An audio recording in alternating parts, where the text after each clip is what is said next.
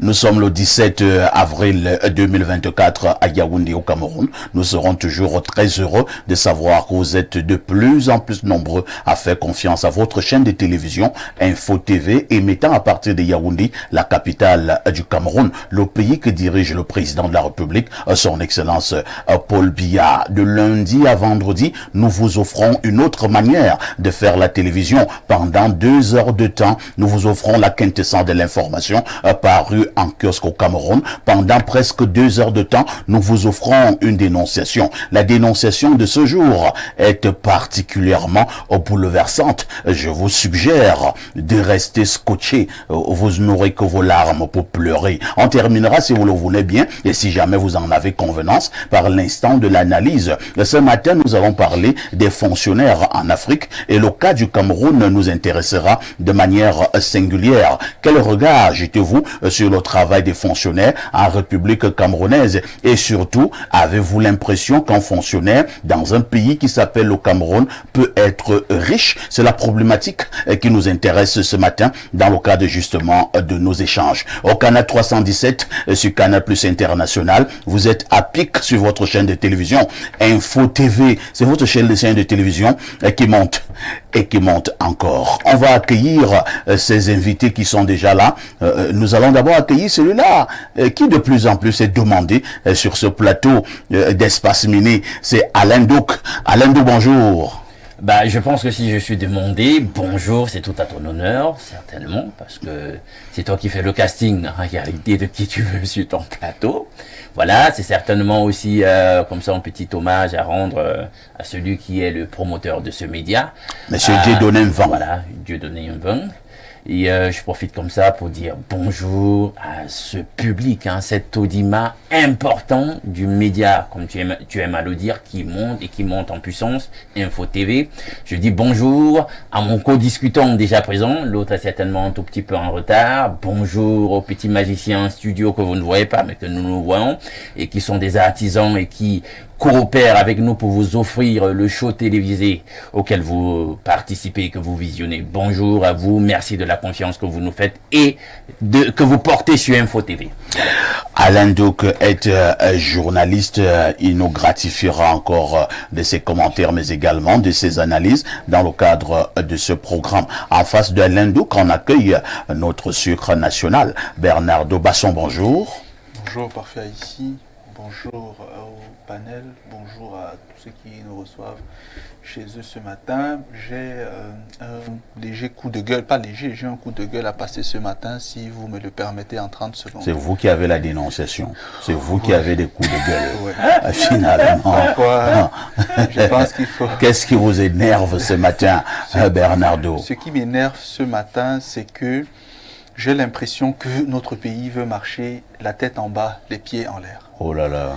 Depuis quelques jours, il y a quelques jours déjà, un jeune Camerounais a adressé une lettre au chef de l'État dans laquelle il essayait de présenter ce qui lui semble être les incohérences de la couverture santé universelle. Et puis, depuis hier, vous avez remarqué dans la presse, il y a une cabale organisée contre ce jeune homme, les insultes à foison et autres. Je ne veux pas rentrer là-dedans. Ce que je voudrais dire, c'est que nos gouvernants nous ont fait comprendre que le Cameroun se construira aussi avec nous. Et pas qu'avec eux. Quand je dis nous, c'est nous les plus jeunes, entre guillemets.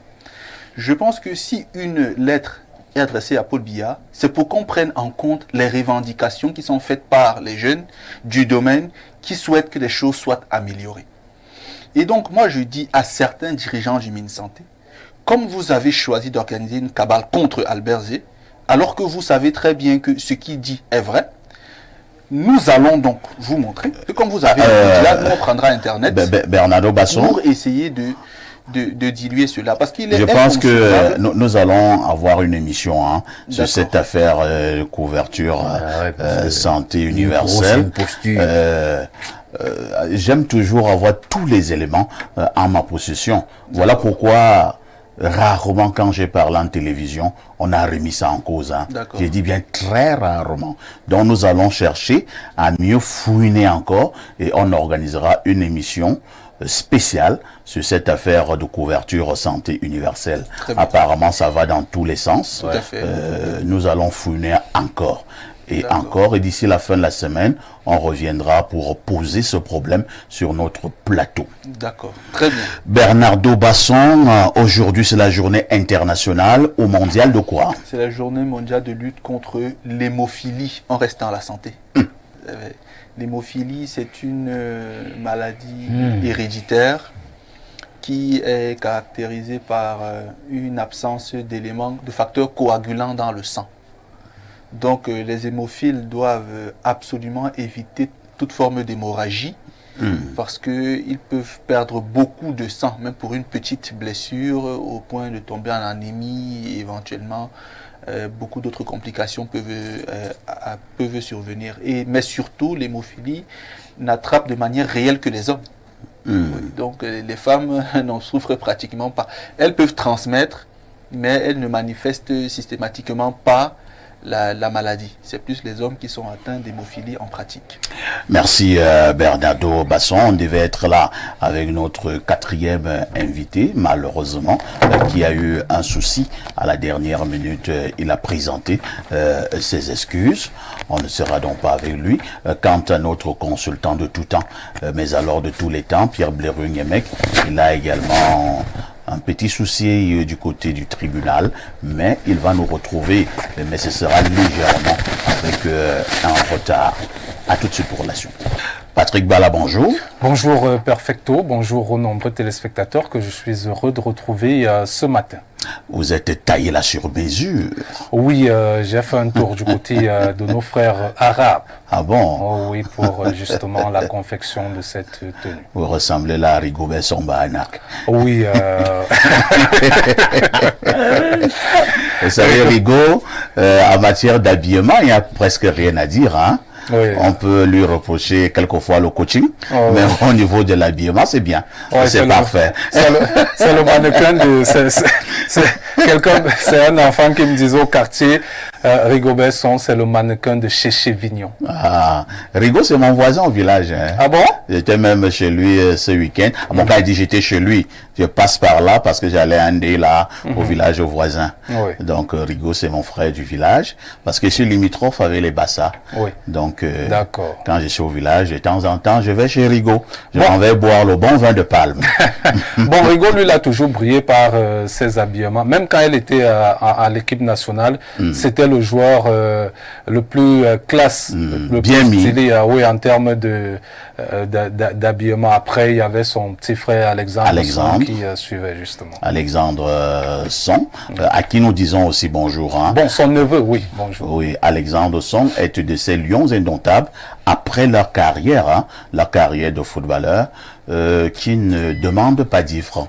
Non, pas du tout. Et c'est un monsieur bien, oui.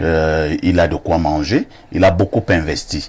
Et nous lui adressons nos félicitations. Oui, Alexandre Son. Et il faut dire que c'est pour ça qu'il faut avoir des bonnes épouses.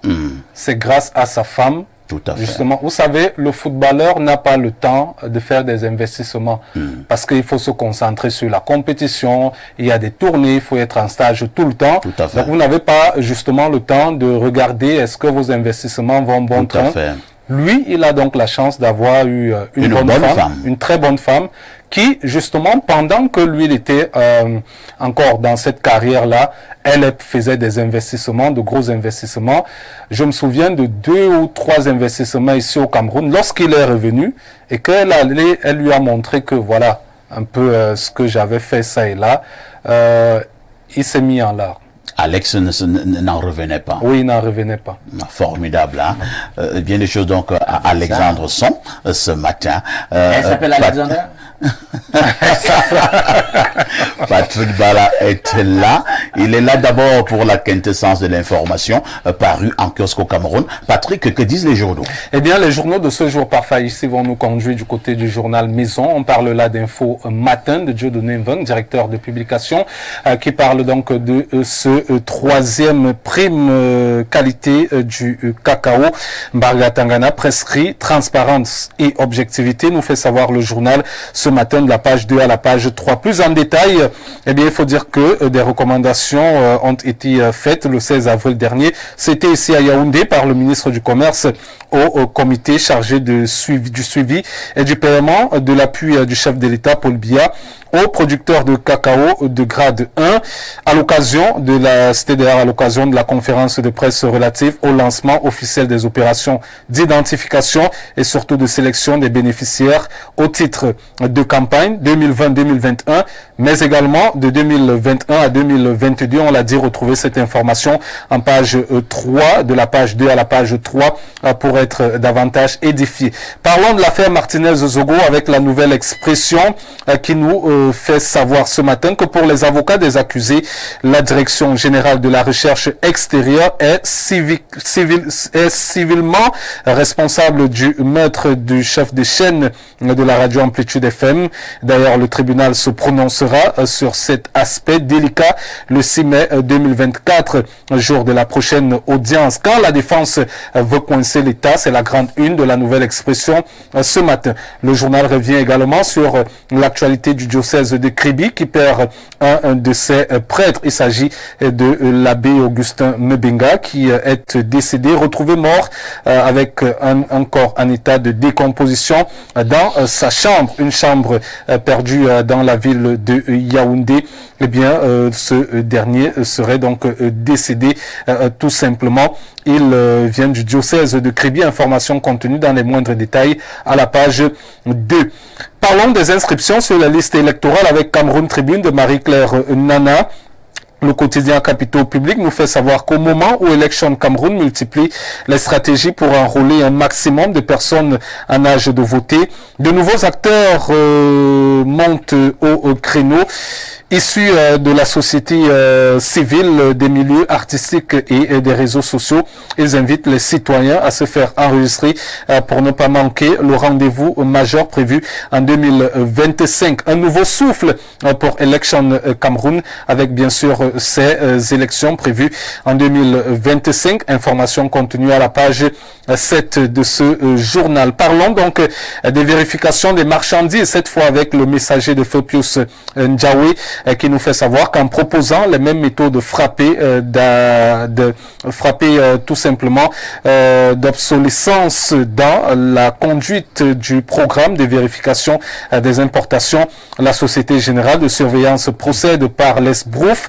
On parle donc, on se questionne sur les méthodes justement de cette Société Générale de Surveillance avec le messager de feu Pius Ndiawe. Information à retrouver à la page 4 ce matin.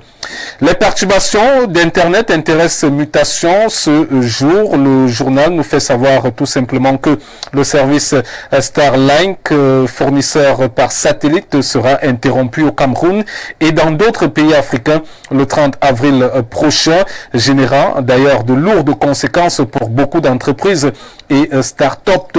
On parle d'une remontée d'adrénaline concernant justement ces perturbations d'Internet. Donc de façon générale, Internet sera coupé le 30 avril prochain au Cameroun, mais également en Afrique. Information contenue de la page 8 à la page 9.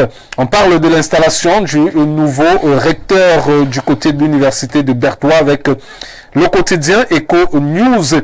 Il faut dire que le ministre d'État, ministre des Enseignements supérieurs, Jacques Famdongo, installe ce jour dans la région de l'Est Cameroun le professeur Dieudonné Emmanuel Peignem, qui est donc le recteur de l'université de Bertois, une institution créée, vous le savez, en 2022. Sa mission sera tout simplement de relever les défis du développement infrastructurel et surtout académique de ce jeune établissement et en faire un pôle d'excellence universitaire. Information à retrouver à la page 3 de ce journal. Le quotidien Réalité Plus s'intéresse au lancement du plan de réponse humanitaire 2024 pour le Cameroun. Le journal nous fait savoir que le ministre de l'administration territoriale pour la Tangandi plaide pour plus de soutien au Cameroun. Il faut donc le signaler ce matin et dit d'ailleurs toute sa gratitude pour tous ceux qui ont encadré toutes les personnes en détresse. Information contenue dans ce journal à la page 4. Le soir, parle également du ministre de l'administration territoriale, cette fois-ci au sujet de la prévention des actes criminels. Le MINAT prescrit l'extrême vigilance dans la délivrance et la détention des armes à feu. C'était d'ailleurs au cours d'une rencontre avec les promoteurs d'armurerie le 15 avril dernier, et des informations que nous révèle d'ailleurs le journal ce matin en page 2. Quittons donc le tri-hebdo le soir d'Armand Bianda pour le quotidien de Jules Brice Ngaba, qui parle également d'une actualité liée bien sûr au ministre de l'administration territoriale Paul Atangandi pour une prise en compte des actions visant à répondre favorablement aux cris de détresse des populations. Le plaidoyer de Paul Atangandi à lire dans ce journal ce matin. On se situe dans l'actualité du sport, singulièrement du football, avec le jour d'Aman Mana. Le quotidien bleu revient sur les Lions indomptables et son nouveau sélectionneur qui travaille déjà, qui continue donc de travailler en vue des prochaines échéances, notamment les plus importantes, les éliminatoires de la Coupe du Monde 2026, mais également de la Coupe d'Afrique des Nations 2025 du côté du Royaume chérifin, le Maroc. Marc Brice prospecte en Europe, nous fait savoir le journal en page 5. Repère parle du Sérail, des intrigues sous couvert des Lions indomptables. Il faut dire que quelques dignitaires du régime bien au fait des textes et de l'organisation du système tentent de créer des polémiques autour de la récente désignation du staff technique, administratif et médical des sélections nationales du football. Le journal en parle ce matin en page 2. Le quotidien L'économie parle ce matin de la Cour d'appel de Paris. Il faut dire que selon justement ce quotidien, Cameroun Walter Utility est face à Ludwig Platfield Hold Up qui au sujet bien sûr du contrat signé avec le gouvernement le 14 juillet 2014 pour les travaux d'alimentation en eau potable de 18 centres secondaires au Cameroun. La bataille pourrait donc faire perdre un peu plus d'1 milliard de nos francs CFA à la société parapublique camerounaise qui vient de déposer un recours en annulation contre la sentence arbitrale querellée. Information contenue en page 3. Un litige oppose Camwater à une entreprise allemande. C'est la grande une de l'économie. On termine cette revue de presse parfois ici avec l'œil du Sahel qui s'intéresse à la région de l'Adamawa et ce projet de barrage de Bini à Warak à l'abandon. C'est donc ce que nous fait savoir le journal ce matin, qui revient également sur l'actualité du parc de Waza avec un militaire tué par Boko Haram à Zingué et justement du côté du Mayo Tchanaga.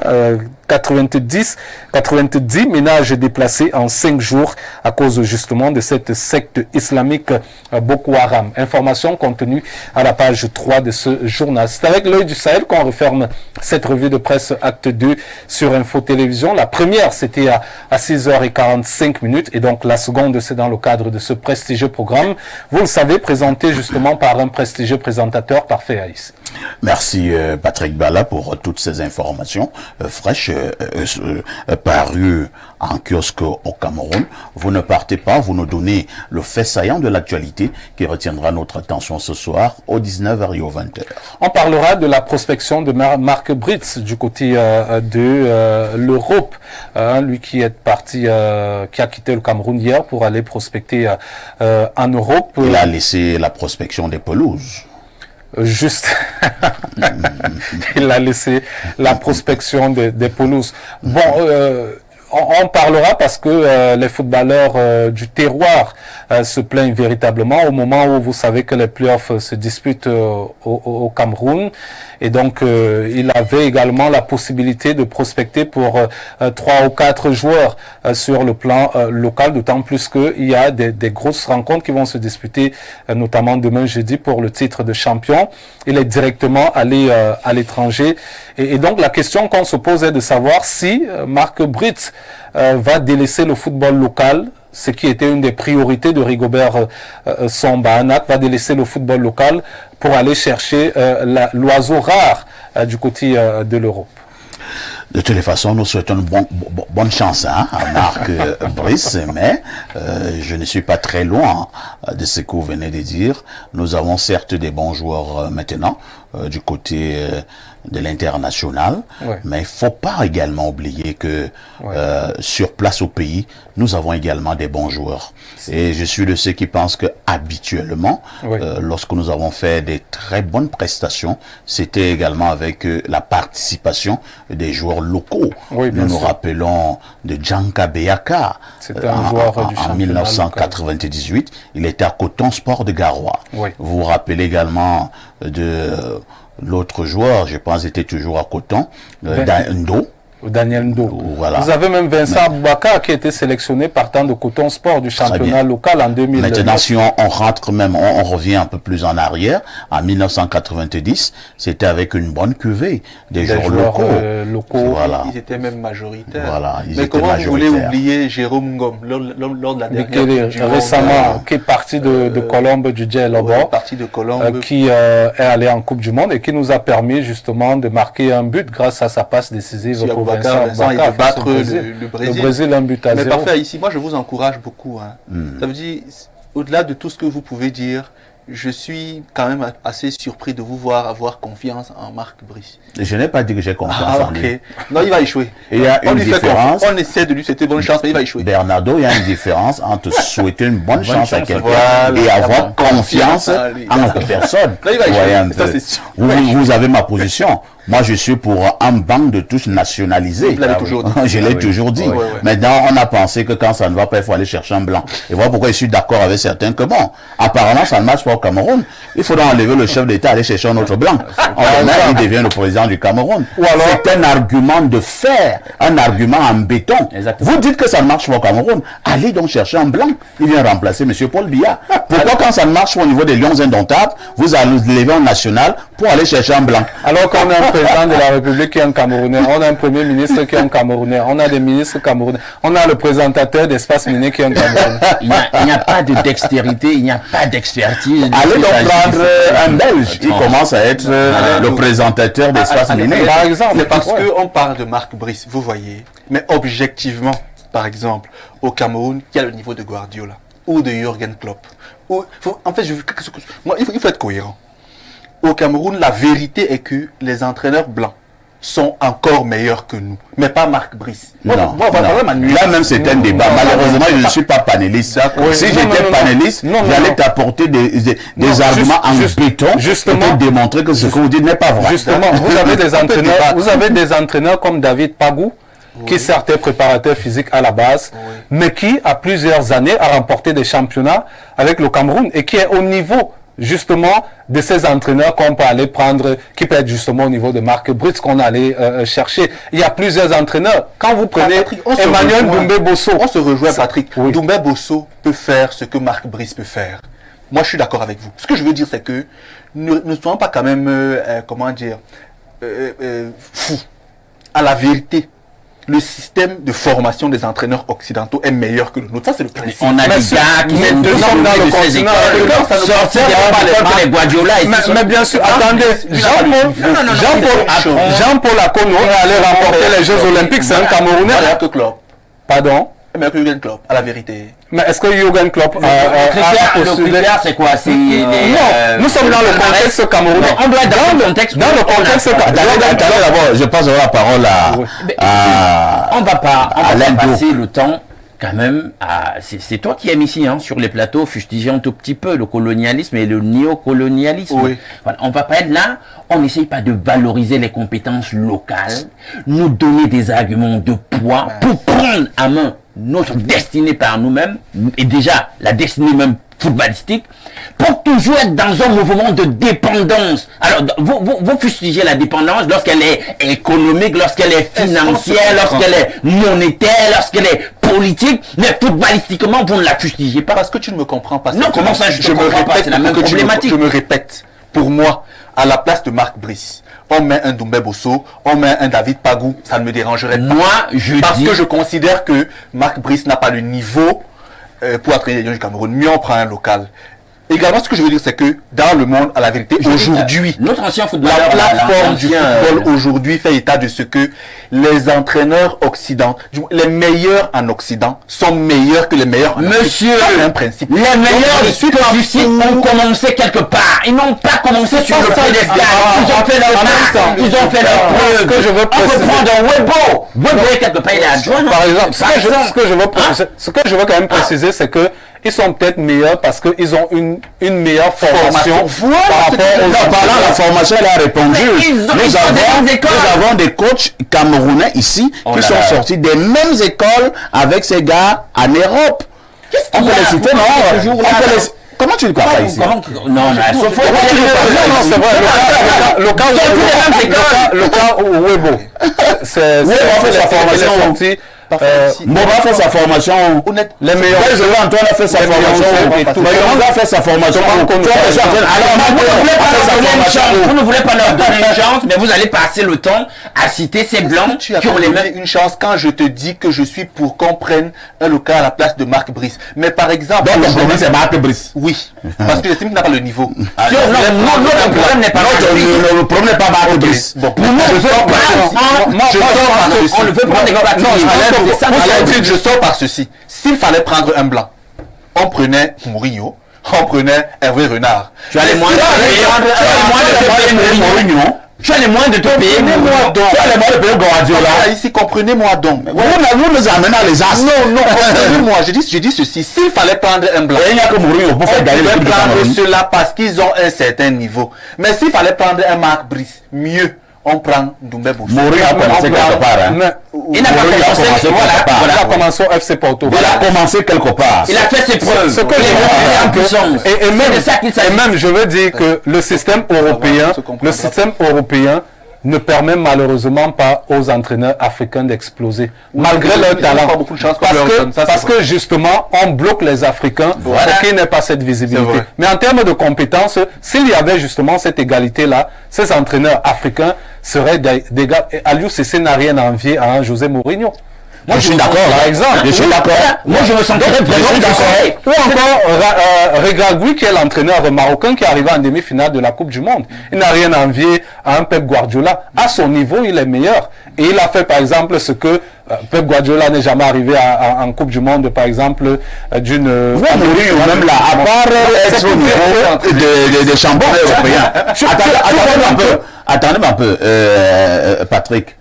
Ton Mourinho là, a pas gagné les coupes là en Europe. Il a gagné quoi avec une équipe nationale? Parce qu'il n'a pas eu de sélection. Vous voyez? Vous voyez? Voilà. Donc entre-temps, il y a d'autres entraîneurs qui, eux, ils ont gagné des coupes du monde, des coupes d'Afrique, ainsi de suite. Et vous pensez que Mourinho les dépasse? Parfait, ici, il n'a pas eu de sélection, on ne peut pas l'évaluer sur la base des sélections parce qu'il n'a pas encore une équipe nationale. Mais puisque tu l'évalues en fait, tu crois sur la base de son palmarès, non? Qu'est-ce que tu veux nous dire quand tu dis ça?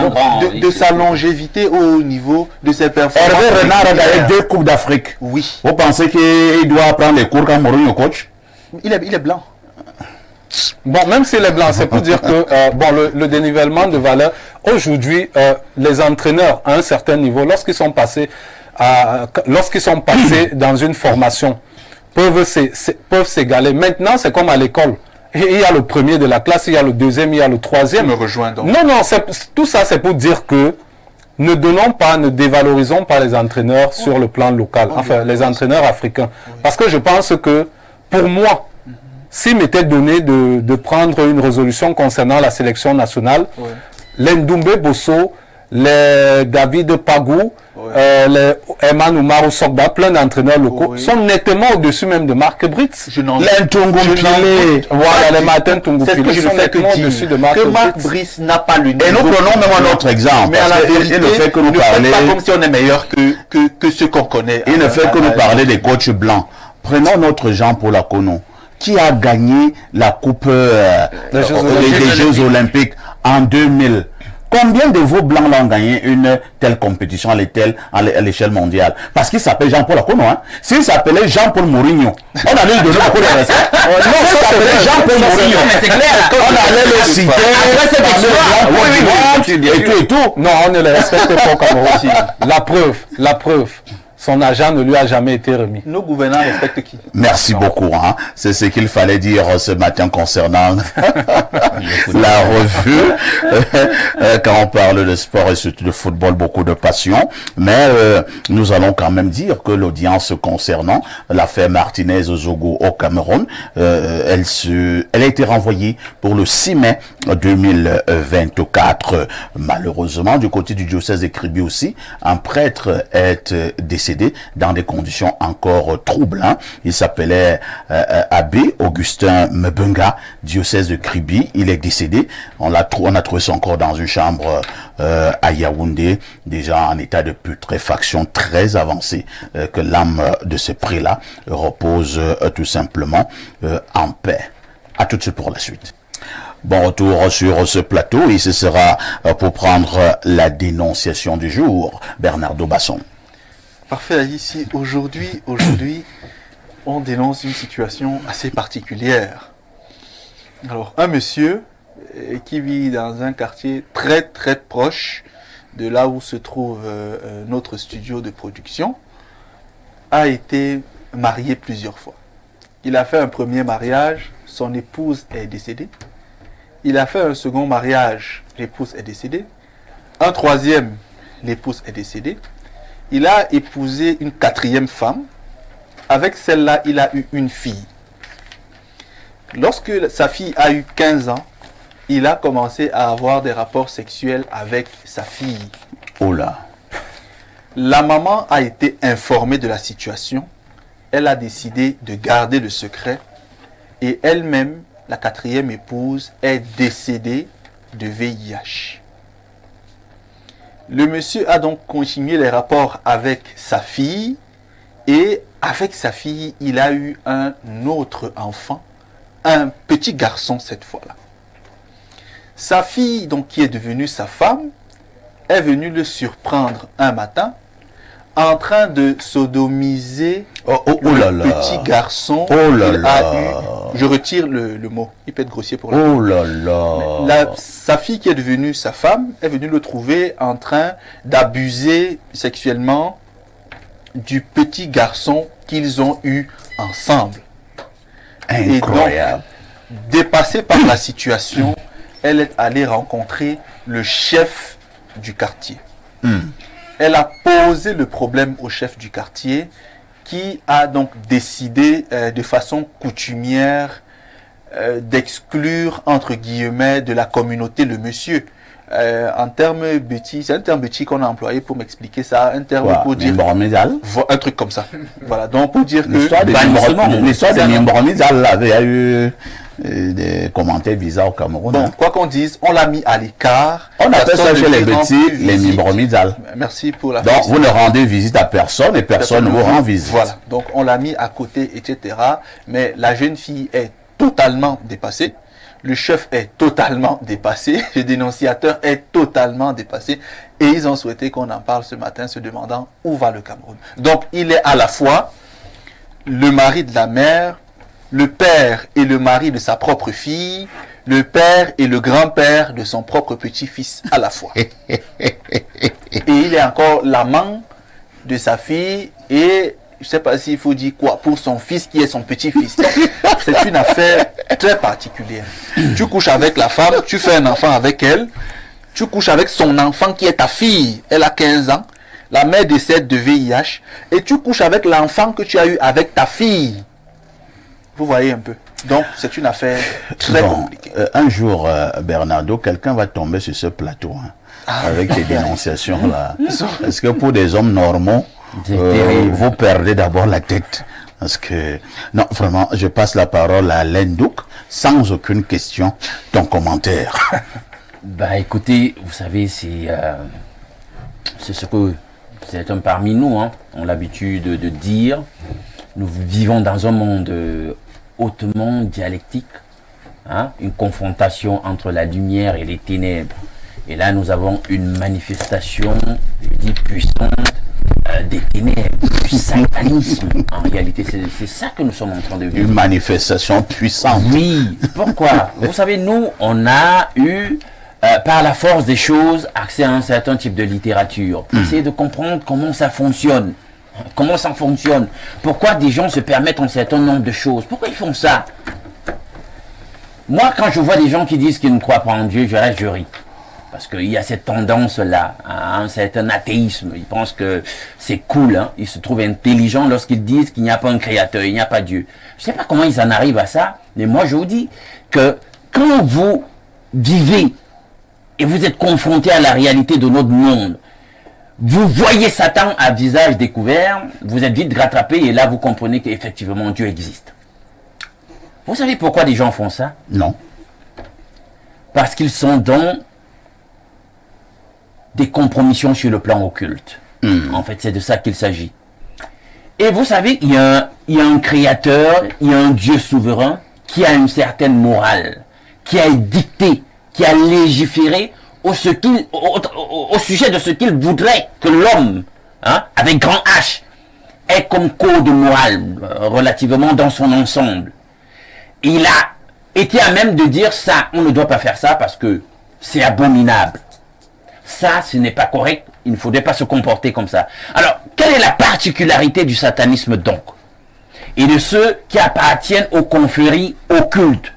Là-bas, plus que dans la confrontation entre la lumière et les ténèbres, ils sont toujours à l'opposé des préceptes donc du Créateur. Là-bas, on leur apprend à être abominables et à contester toutes les dispositions en réalité du souverain. Être à tous les niveaux. C'est-à-dire que, je vous prends un exemple et vous allez le comprendre. Si Dieu, par exemple, a dit le mariage, c'est une union sacrée entre deux personnes, deux sexes opposés, et ils vont promouvoir le contraire. Ils vont agir dans l'implémentation d'un nouvel ordre de choses où le mariage peut être autre chose que ce qui a été dit originellement. Donc, il en va de même donc pour la sexualité. Si on dit la sexualité dans la normalité, c'est l'homme et la femme, eux ils vont vous dire que on peut avoir autre chose, on peut avoir la femme et la femme. Donc, on dit on ne va pas, vous avez des dispositions, par exemple dans le livre qu'est la Bible, qui dit qu'on ne va pas avec son proche parent. L'homme ne voit pas la nudité de sa fille. Hein? Quand vous êtes dans le livre des Lévitiques, on dit même que l'homme ne doit pas voir la nudité de la sœur de sa femme. Ah bon? Ah ben c'est écrit, monsieur. Dans ta belle-sœur? Non, monsieur. De son vivant, la Bible insiste, de son vivant, vous n'avez pas le droit. Du vivant de qui? De votre épouse. Ah bon, si ton épouse meurt, tu peux voir. Là encore, on peut en parler, mais de son vivant, c'est pas possible. On ne voit pas la nudité de la sœur de sa mère ou de son père.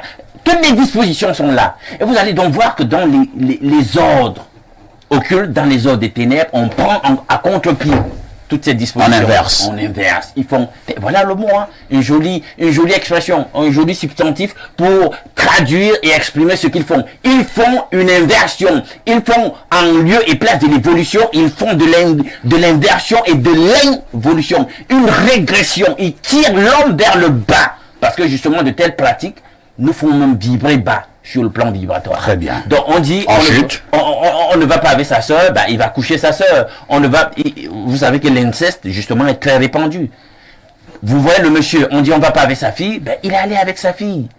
Il est allé jusqu'à l'épouser finalement. Je ne sais pas comment ça a pu se faire, comment socialement les gens ont pu admettre cela. Bon, là on ne sait pas s'il a épousé. Bon, mais ils vivent maritalement. Bon, ils vivent maritalement, d'accord. Et là, il fait un enfant avec elle. Vous voyez qu'on allait d'abomination en abomination. Et il commence à coucher avec le même enfant aussi. Il couche, qui est un garçon. Je suis de là, il couche avec un garçon.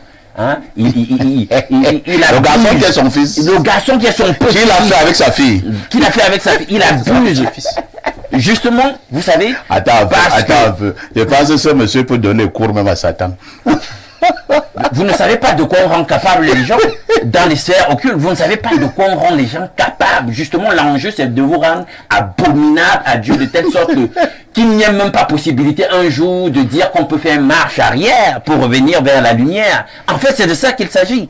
Et vous savez qu'il y a toute une théorie, je chute là-dessus, là-bas dans les ordres occultes, qui disent que justement, en volant l'innocence, en couchant ces êtres purs, on acquérera une certaine immortalité. Ah bon? C'est nous qui pensons qu'ils le font pour rien, ils ne le font pas pour rien. Chacune de ces abominations a une explication. C'est compris, Alain Douk. On peut comprendre ton émotion. C'est pas faux, c'est pas possible. Alors, Patrick Bala, nous avons une dénonciation d'un autre style ce matin. Votre regard. Mon regard, c'est que ça fait d'abord... Qu'est-ce qui peut justifier un tel niveau d'abomination? Rien du tout. Rien du tout. C'est-à-dire que, à la limite, vous avez... c'est un de mes oncles qui disait souvent avoir froid au dos. Là, vous avez froid au dos. Vous avez vu, lorsqu'on vous a mis, un revolver sur la tempe, c'est-à-dire que votre corps devient totalement glacé. C'est de ça qu'il s'agit. Donc, lorsque Bernardo faisait cette dénonciation, j'étais exactement comme quelqu'un qui sort dans un congélateur. Parce que là, vous avez quelqu'un qui est non seulement dans des cercles exotériques, qui est homosexuel, qui pratique l'inceste. Donc, vous avez tout réuni en une seule personne. Au-delà de ça, vous avez quelqu'un dont les femmes décèdent peut-être bizarrement. Il a eu une femme, une première qui est décédée, qui n'a pas fait d'enfant, deuxième décédée qui n'a pas fait d'enfant, troisième pareillement. Malheureusement, la quatrième est venue faire des enfants et la lignée se poursuit. C'est-à-dire que la mère certainement décédée outre de VIH parce que le monsieur est également infecté.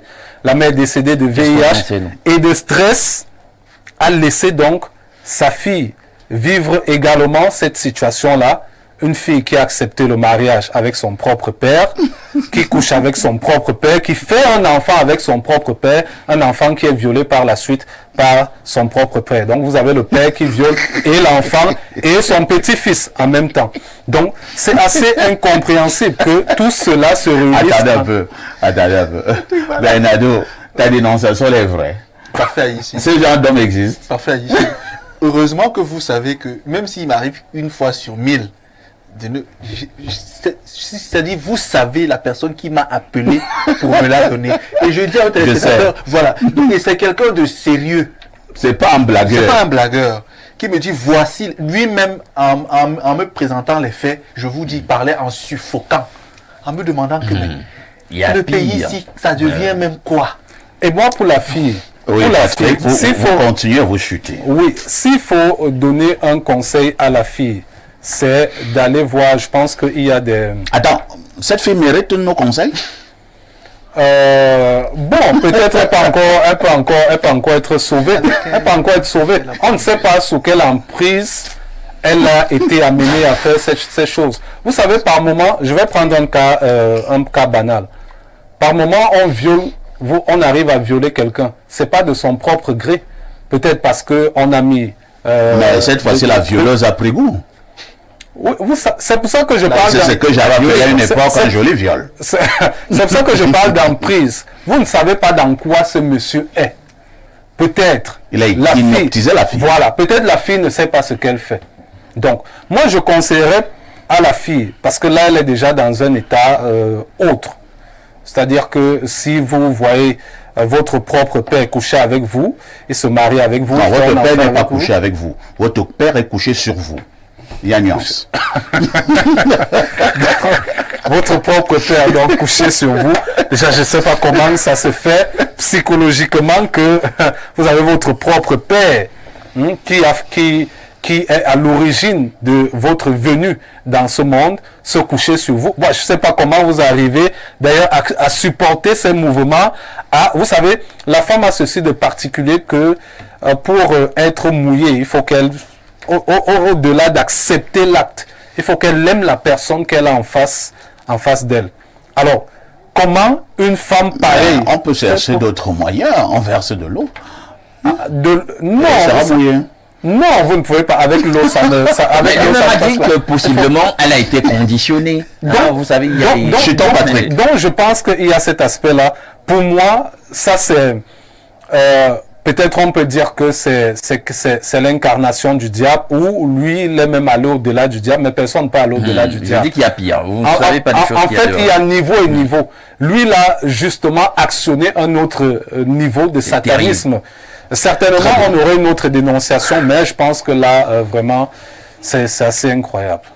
C'est assez incroyable. On va accueillir notre consultant qui vient de nous retrouver. Je regrette que nous puissions l'accueillir avec autant de brutalité. Pierre Blériot, bonjour. Bonjour, parfait ici et merci de m'accueillir sur votre plateau. Pierre Blériot, on va aller au pas de course. Hein. Vous avez à suivre peut-être la quintessence de cette dénonciation, mais je résume encore. Pour que tu comprennes encore mieux. C'est la dénonciation d'un être, d'un humain d'un autre style, qui a épousé une première femme, la femme est décédée. Il a épousé une deuxième femme, celle-là aussi est décédée. Il a épousé une troisième femme, celle-là aussi est décédée. Bon, il ne s'est pas arrêté en si bon chemin, c'est un courageux. Il a épousé une quatrième femme. Avec celle-là, ils ont quand même réussi à avoir un enfant, une enfant. Lorsque la petite fille avait 15 ans, le monsieur a commencé à coucher avec sa fille de 15 ans. Et la femme là était au courant. Mais la femme a décidé de garder le secret. Par la suite aussi, la femme aussi est décédée. Mais elle est décédée de VIH. Le monsieur a continué son mariage, entre guillemets, avec sa fille. Ils ont eu un enfant, un garçon. Le monsieur, ça a commencé à coucher avec le garçon là. Violé. Et la fille les a surpris. La fille les a surpris dans cet acte-là. Et maintenant, donc, Allez voir le chef. la fille allait voir le chef. Elle se plaint. Donc, la fille allait dénoncer. On vous connaît très sage. Je ne sais pas si cette fois-ci, vous serez toujours sage. Qu'est-ce que vous pouvez dire à ceux qui nous regardent? Votre commentaire. Alors, je suis là depuis un certain nombre de temps. J'ai suivi les réactions des uns et des autres. Je vais d'abord taquiner un peu Patrick Bala qui disait que pour mouiller, il faut aussi ou ça. Les parents avaient des rapports sexuels dans la Bible avant. Les parents. Je ne dis pas le père et la mère, non. Les personnes parentées. Abraham était le frère consanguin de Sarah. Pourquoi je le dis? Je le dis pour dire que l'exogamie est une décision qu'une culture prend. Il y a des cultures dans lesquelles les cousins se marient. Dans d'autres cultures, comme les nôtres ici, les Bantous, on a dit qu'il fallait aller chercher les liens ailleurs. Et on a donné un certain nombre de générations. Donc, c'est une convention. Maintenant, la plaignante ici, la première plaignante, c'est la fille du monsieur, issue du 4e mariage. Tout à fait. Commençons par parler de sa mère qui est venue dans ce 4e mariage. Comme les femmes croient qu'elles doivent se marier à tout prix, comment une personne normale épouse un homme qui a déjà perdu 3 femmes? Mais il n'a pas l'idéal. Non, non. Quand c'est les femmes, vous faites les enquêtes. Quand c'est les hommes. Non, attends, ici. Non, attends. Si tu viens demander ma fille, première femme, bon, il avait un certain âge quand il épousait la 4e. On me dit que ta première femme était décédée. Ta deuxième femme était décédée. Ta troisième femme est décédée. Mon frère, même si tu es le pape, laisse d'abord ma fille. Bon. Maintenant, la dame en question nous fait penser à la dame assassinée par son propre fils. Dans beaucoup de familles aujourd'hui, quand vous surprenez votre époux en train de faire une cochonnerie, vous dites que c'est un secret de famille. Vous cachez. C'est-à-dire vous couvrez Satan. N'est-ce pas? Vous couvrez ça, vous couvez. Vous couvez, c'est le verbe, Satan. Or, quand vous couvez les œufs, ils vont éclore. C'est-à-dire, elle a surpris son mari en train de commettre un double péché. Un double péché. Il commettait de la pédophilie parce qu'elle c'était une petite fille et il commettait un inceste. Ouais. Elle a eu la force de cacher cela, de couvrir cela d'une certaine manière. C'est là qu'elle aurait dû comprendre où elle se trouvait. La Bible dit qu'un tel niveau d'impudicité, c'est comme ça que la Bible appelle ce genre de pratique, l'impudicité, demande que le corps de la personne soit livré à Satan pour la destruction de la chair. Que le corps de ce monsieur devait être livré à Satan pour la destruction de la chair. Peut-être on envoie ça au chien. Parfait, ici on avait un grand-père dans notre famille qui faisait des attouchements à ses propres enfants. Chez nous, les Longones, je nous cite. Alors, ces enfants, filles, sont venus l'accuser. Elles ont dit que notre père nous fait des attouchements. On a donc programmé d'aller le corriger. Comme c'était un ancien flic retraité, il avait les armes. Il nous a promis que si on arrive là-bas, on essaie, il va tuer quelqu'un.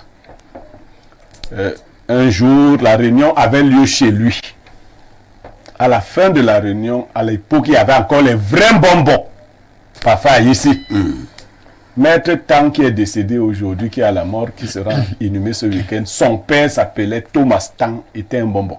À la fin de la réunion, il a appelé le monsieur, il lui a dit, mets-toi ici au milieu. On nous a dit que tu fais des attouchements à tes filles. Et on nous a aussi dit que tu as les armes. Entre dans ta maison, prends l'arme qui te plaît, tu viens tirer. Il a commencé à trembler, on a appelé 5 gros gaillards, on l'a pris. On l'a fouetté. Après l'avoir fouetté, le membre avait demandé qu'on le balance et qu'on le jette en l'air pour qu'il atterrisse comme un fagot, n'importe comment. C'est comme ça qu'on l'a balancé, il a atterri quelque part et comme bim. Ce n'était que des attouchements.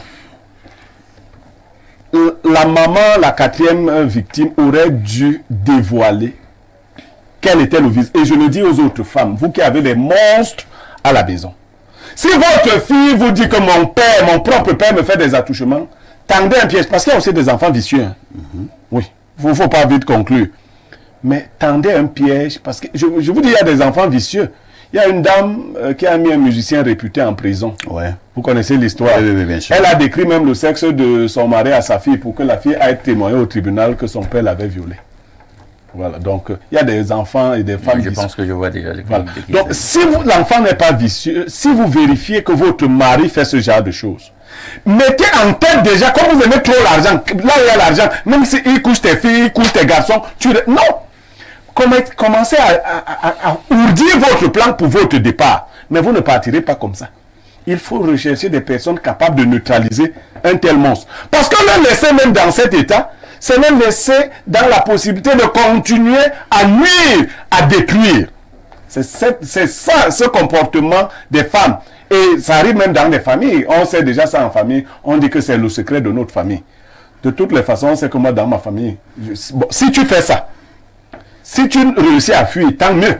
Mais si tu es en famille, bon, je ne vais pas tout dire ici. Donc, il fallait le dégoût. Maintenant, le chef de quartier ou le chef de village, parce que je comprends. Le chef de quartier, c'est un monsieur qui n'est pas très loin de notre chaîne de télévision. Bon, le chef de quartier, peut-être parce que chez les bêtis, la ville est venue vous envahir.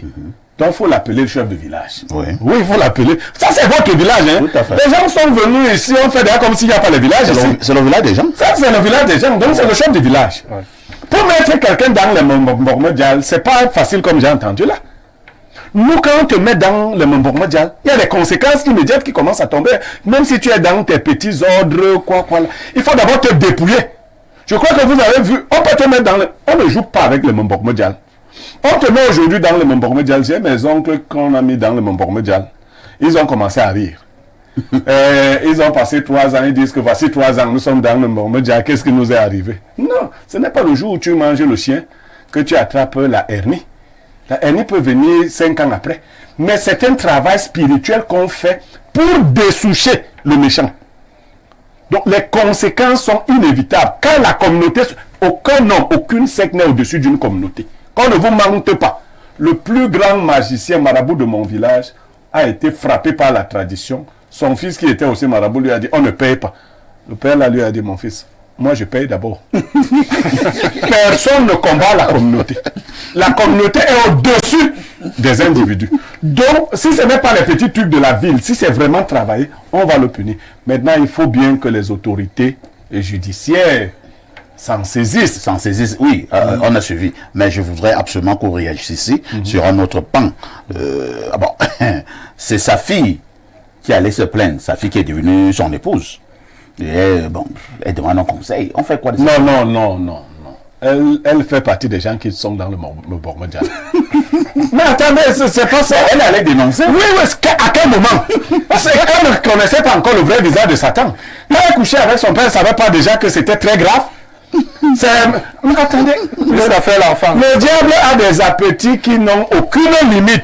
Bon, elle se disait que son père ne fait l'amour qu'avec les femmes.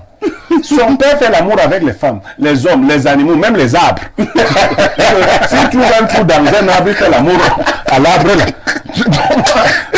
Je sais pas. Donc, elle fait partie des gens à mettre dans le Montpomé.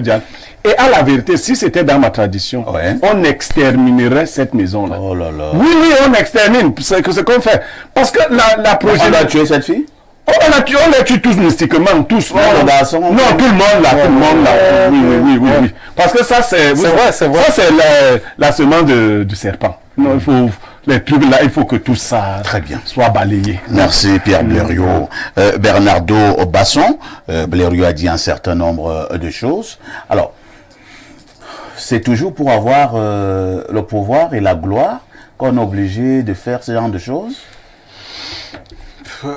Officiellement, Attends, Bill Gates a eu... à la vérité, pour devenir Bill Gates, il a aussi fait des choses comme ça. je ne réponds pas à Mondovision, on pourra en parler en off. À la vérité, on dit, dans une fable très célèbre, on dit « Tout flatteur vit aux dépens de celui qui l'écoute ». Je dis cela pour dire que mes jeunes frères, amis ou même mes aînés, qui veulent intégrer les ordres fermés, il faudrait savoir que dans ces choses, il y a beaucoup de flatterie et beaucoup de mensonges. On vous donne quelque chose et on vous fait croire que pour obtenir la gloire et la célébrité, vous devez faire certaines pratiques. En fait, c'est très faux.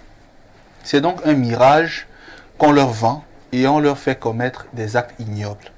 Moi, j'en connais qui ont tout simplement consommé les menstrues de leur propre fille. Incroyable. C'est-à-dire Non, votre non. fille Pas jusqu'à a ce son niveau quand système même. de menstruation normal, vous recueillez ces serviettes hygiéniques Oh là que là. vous pressez dans votre bouche pour consommer. C'est devenu quoi la Parce que- sucette? Parce que dans leur ordre compliqué, on leur a fait comprendre que c'est un facteur de régénérescence, c'est Oh un là facteur de là. développement, un facteur de puissance. Tout ça, c'est du mensonge. Parce que à la vérité, ça ne vous donne aucun pouvoir. C'est un pouvoir virtuel. La seconde chose, c'est qu'il faut prendre les choses les unes après les autres. La première, ce monsieur est, comme dans la dénonciation d'hier, lié par des forces particulières. C'est la raison pour laquelle ces femmes successives sont décédées. Donc il a des pactes sataniques qu'il a liés avec des entités particulières qui prennent ces femmes à chaque fois. La deuxième chose, c'est que pour la fille, au départ, elle n'est pas blâmable. Au départ. Parce que à 15 ans, sur le plan psychologique, vous n'êtes pas encore complètement formé. On peut encore vous manipuler. Non, non, non, Bernardo, On peut encore- Bernardo, je vous relance. Nos enfants là, de 15 ans maintenant, elle ne sait pas que ça c'est papa. Nos enfants là de 15 ans à l'heure actuelle, elle ne sait pas ce qu'on appelle un rapport sexuel. Je vous réponds. Oui. Ces enfants le savent, sauf que vous voulez ranger les choses dans l'absolu. Il peut arriver des enfants de 15 ans jusqu'à aujourd'hui naïfs. Ça arrive La parfois naïveté ici. conduit jusqu'à coucher avec son père. Parfois ici, on peut être victime de manipulation quand on a 15 ans, victime de pression, victime de menaces, victime de chantage, de pression protéiforme qui vous conduisent à vous soumettre à Bon, quelqu'un maintenant, par la fille, crainte d'accord, on a compris. Ça peut arriver. Oui, toi tu es dans tes postures de psychologue. Maintenant, l'enfant a grandi. Oui. Elle a grandi, elle a grandi, elle est tombée enceinte. Elle a pris goût. Ah non, elle a vu sa mère mourir de cette affaire. Voilà, elle a eu sa mère mourir Oui, de cette affaire. Jusque-là, toujours, on dira qu'elle n'est pas toujours blâmable. Justement, si vous m'écoutez, je viens de dire que la fille, au départ, n'est peut-être pas blâmable. C'est ce que je viens de dire. C'est pour dire qu'à l'arrivée, manifestement, elle est blâmable. Et là, je reprends donc la parole en disant Oui. que si à l'arrivée, elle est donc déjà blâmable, Oui. cela signifie qu'elle pouvait aussi dire non avant. Non, c'est Parce pas- que elle savait déjà, étant déjà vieille, que ce que j'ai fait là n'était pas bien. Mais elle a continué à le faire. Vous voyez un peu? Et ce qui lui déplaît, ce n'est pas le fait de le faire. Hein. Voilà. Ce qui lui déplaît, c'est qu'on fasse ça à son fils. À son fils. Mais elle a continué toujours à aimer ce qu'on lui faisait. Voilà. Mhm. Donc, Bon, tout le monde connaît un peu le syndrome de Stockholm. C'est pas pour justifier, mais je veux dire que à l'issue, elle est blâmable pour deux raisons. La première, c'est que concevoir de son père et garder cette grossesse relève quand même d'un problème.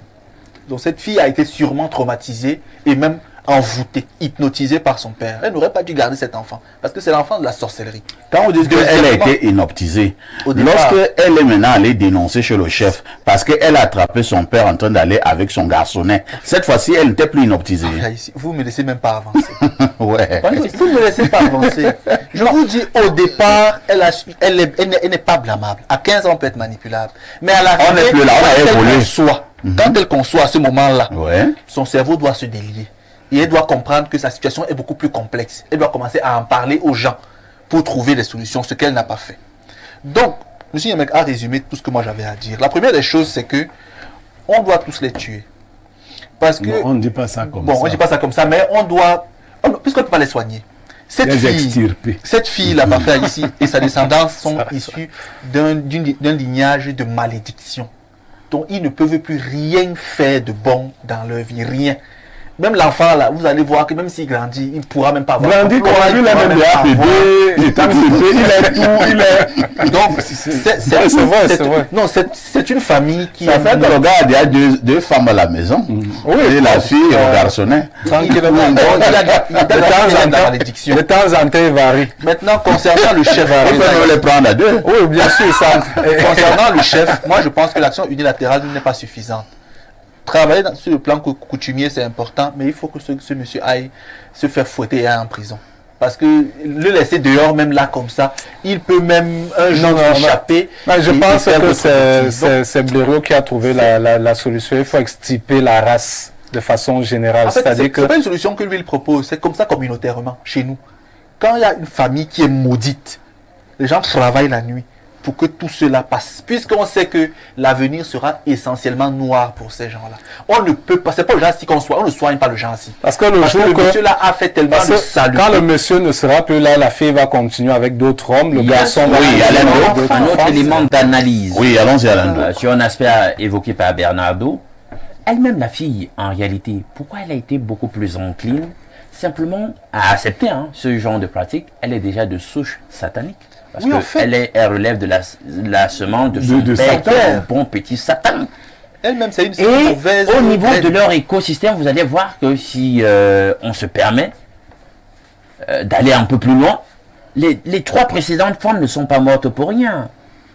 C'est un monsieur qui est dans du vampirisme. Tu dis 3, et 4. Voilà, parce que la quatrième est décédée de VIH. C'est-à-dire que... Le chef a demandé à la fille et à l'enfant d'aller faire les tests. Pourquoi le VIH là ne tue que la femme? Pourquoi ça ne tue pas l'homme? Donc même ce VIH, on va mettre les gamins. C'est même encore un autre problème. Parce que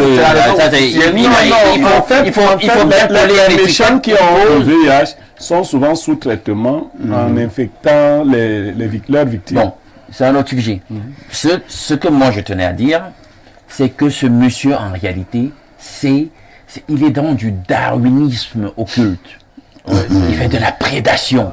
Il a siphonné énergétiquement les 4 femmes. Et en fait, c'est ce qu'il fait, même avec la fille. Parce que là, moi, je pense même qu'elle-même, ses jours sont peut-être comptés. Alain Dou, oui. Demandons un peu à ces gens-là, même si, après tout ce qu'ils font là, ils sont immortels. Non, mais ils sont pas... En fait, tous les abus qu'ils opèrent au quotidien là. C'est ça dont le truc avec Satan. Puisqu'à l'issue même, ils meurent comme... C'est ça le truc avec Satan. Le truc, c'est que c'est un esclavage. Alors, on va lire quelques messages, quelques soucis avec WhatsApp ce matin. Je demande donc à nos téléspectateurs de virer. Envoyez plutôt des messages... au niveau de la simple messagerie. WhatsApp a quelques soucis, donc envoyer des messages à la simple messagerie et on va les lire. Alors, on prend celui-ci.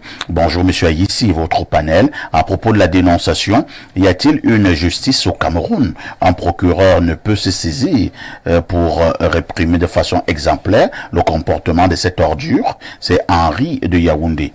La législation en vigueur au Cameroun est claire. Un procureur peut se saisir. Exactement. Il peut se saisir normalement. Mais il faut une dénonciation, non?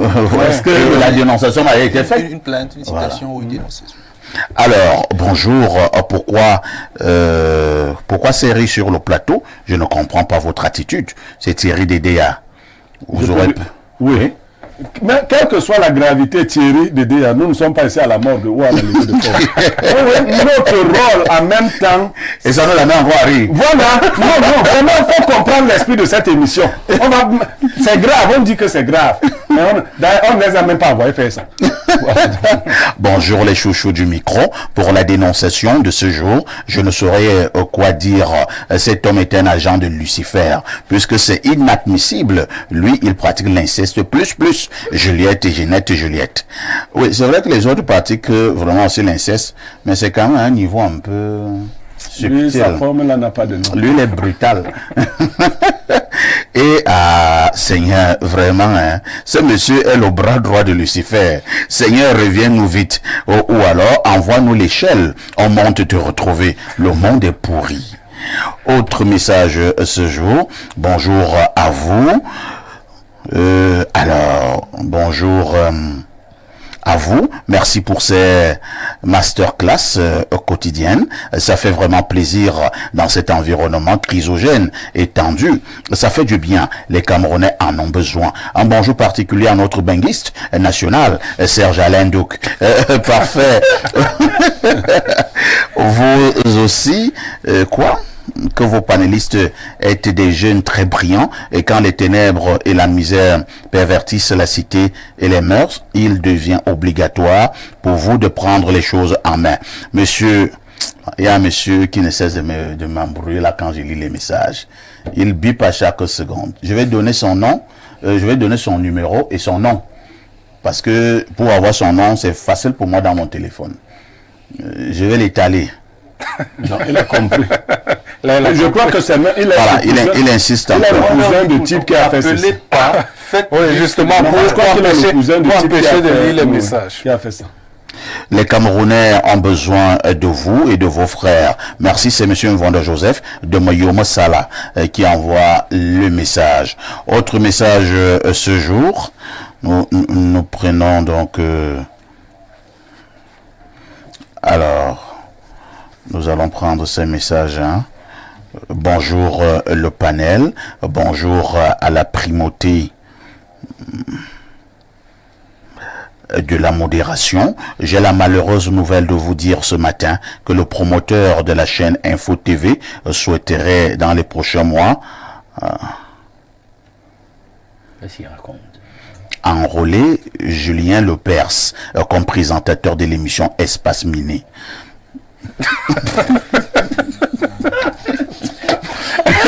Avec ça, le devoir ne pas arriver.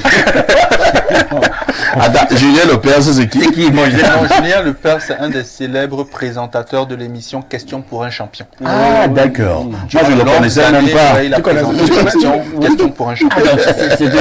Ce Julien-là dont tu parles. Bon, je sais faire allusion qu'on parlait des coachs là tout à l'heure. Voilà. Ah, d'accord, oui. Ah oui, c'est vrai. Alors, non, ça nous a fait rire, c'est bien. Autre message ce jour. Bonjour, monsieur Parfait ici, et à votre panel. Cette dénonciation me ramènera à penser au coup de gueule de Bernardo sur le petit Ulrich, et qui est... non. Autre message. Bonjour, le plateau. Alors...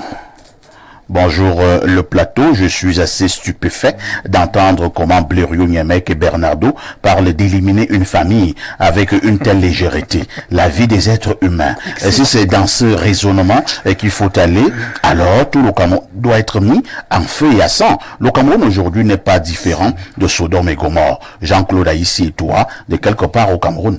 Comment est ton Vous avez vraiment ce que vous appelez ici, toi? Non, c'est pas possible. Pardon. Faut regarder dans ton téléphone. C'est un sataniste. Qu'est-ce qu'il dit là? Il défend les satanistes. Il défend son travail. Bonjour, c'est Gertrude de Douala. Vraiment, je n'imagine pas ce qui est dans la tête de cette fille. Je partage l'idée du père Blériot, exterminer la souche comme à Sodome et Gomorre. Autre préoccupation. Bonjour, monsieur Parfait Haïssi.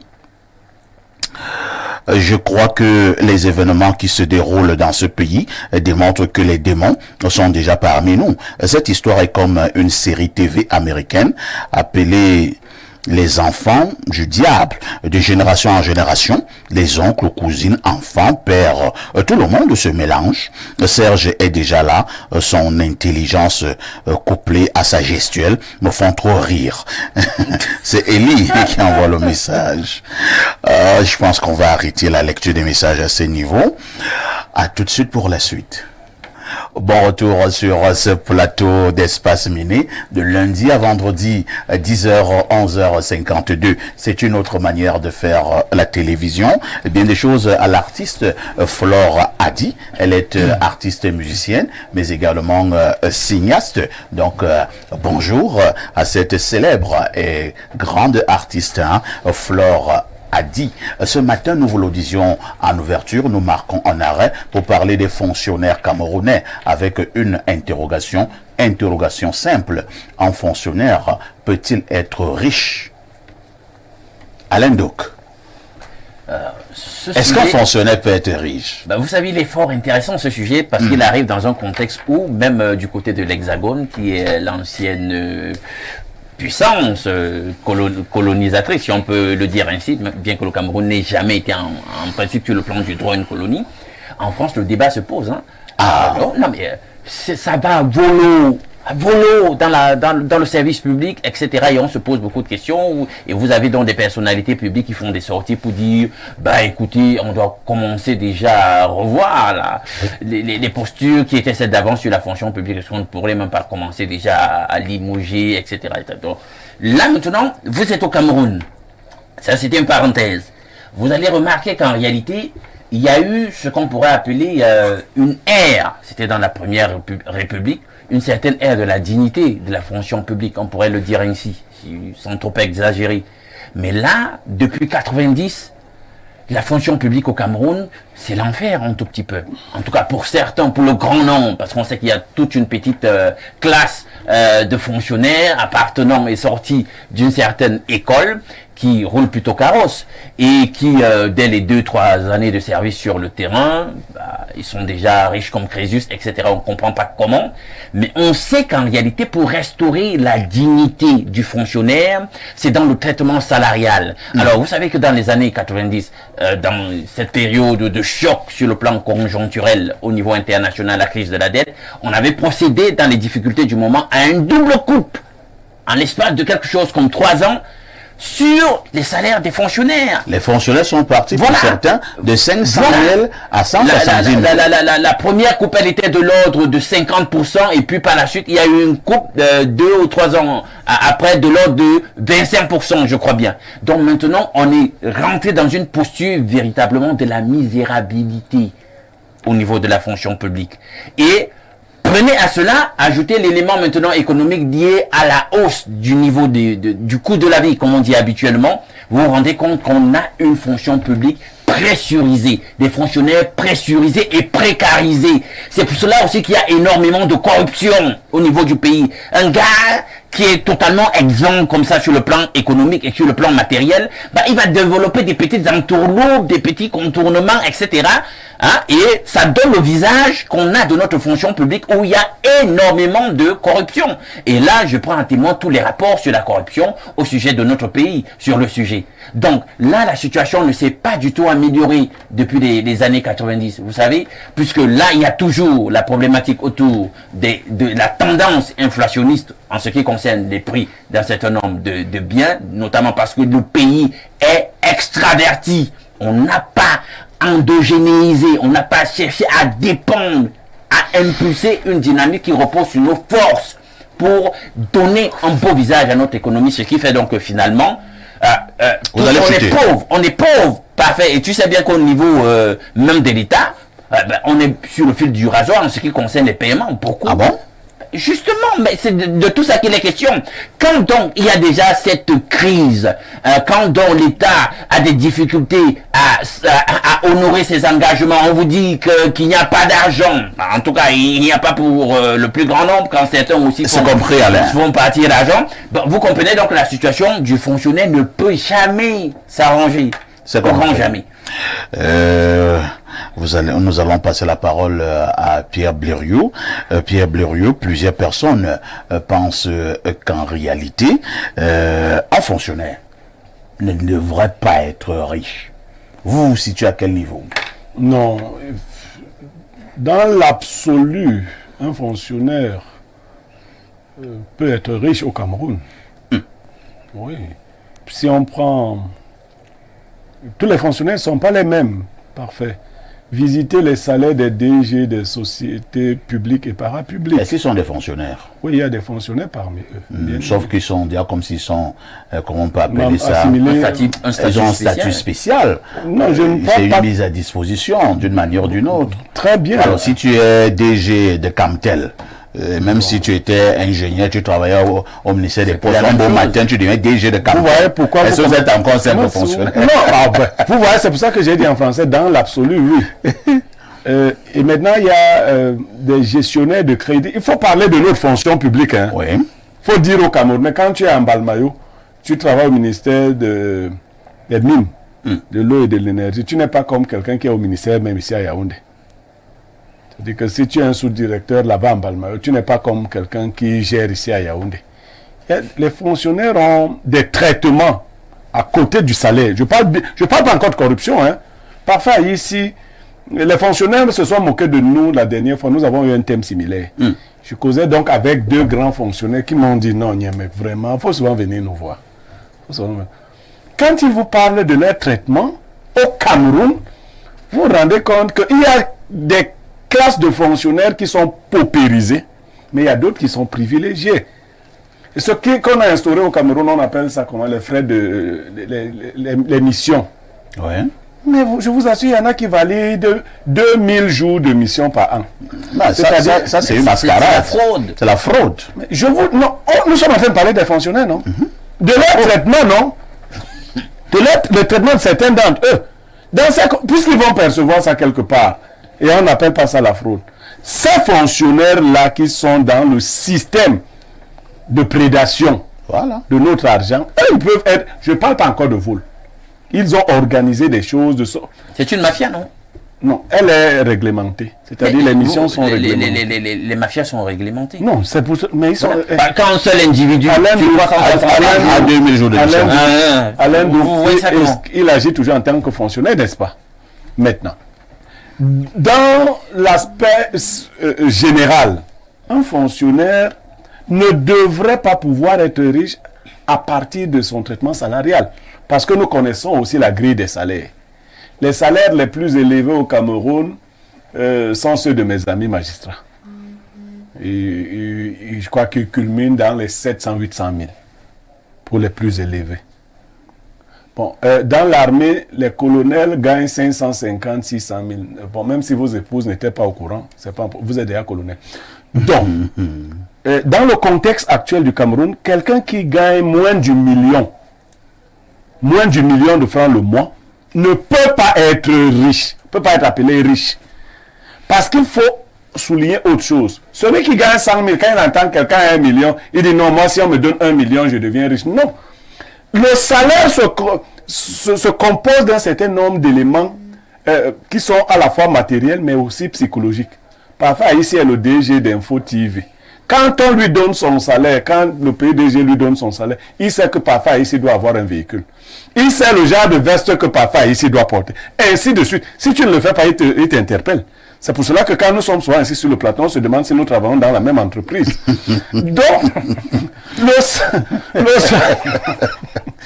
salaire prend en compte un certain nombre d'exigences. Tout à fait. Vous ne pouvez donc pas prétendre que j'ai 1 million de salaire et je vis avec 100 000 le mois. Non. En temps normal, la dépense et l'épargne du fonctionnaire ne lui permettent pas de devenir riche au sens strict du terme. Très bien. Alors, qu'est-ce qui explique donc, Bernardo Basson, qu'avec les salaires que nous avons au Cameroun, bon, on va faire un effort pour que nos amis de la Côte d'Ivoire ne suivent pas, et du Sénégal. Donc, nos salaires que nous avons au Cameroun, où quelqu'un a 70 000, il est fonctionnaire, hein. Tu as dit maintenant que tu allais faire l'effort que les amis de la Côte d'Ivoire... On a brouillé là-bas.